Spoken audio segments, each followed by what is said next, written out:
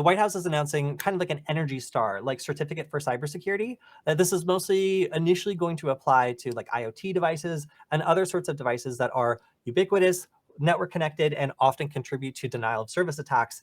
This is also expected to be a little bit complicated because there are no actual standards for this existing to base some of these ratings off of. So the National Institute of Standards and Technology will kind of need to figure this out and tailor it for specific products to make sure that it works both for software and then also for IoT products, which obviously have very, very different update cycles and could either fit very well within this program or be very difficult if they're providing updates very frequently to put themselves within a certain star rating and make that consistent across time. So this is going to be a complicated rollout, but at the same time, it's really encouraging to see some sort of standard being kind of certified and applied to IoT devices and other sorts of internet connecting devices that are frequently targeted in these attacks. Frankly, it happens so often that something is really needed for these sorts of devices.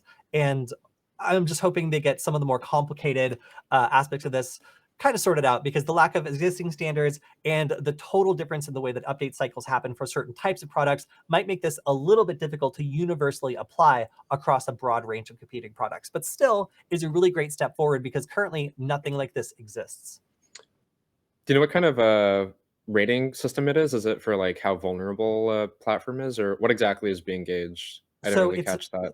Yeah, so it's not vulnerabilities, it is protection. So like an Energy Star Mm, rating is typically talking about how efficient like a microwave or a refrigerator or whatever is. It's oh, basically I a see. rating of how good the technology inside it is at addressing certain concerns. So I Hmm. imagine the cybersecurity thing is going to be more or less the same. Like how many pieces of like core technology or like approved defense layers does this product have? Is it like a big focus and a lot of engineering and like good work has gone into the privacy and data protection here? Or is it a rush job that has virtually none of these standards that are at least expected on a minimum level to make sure that the device isn't abused or illicitly accessed by a third party over the internet? So I think that, and again, this is mostly just from reading this article and kind of following along.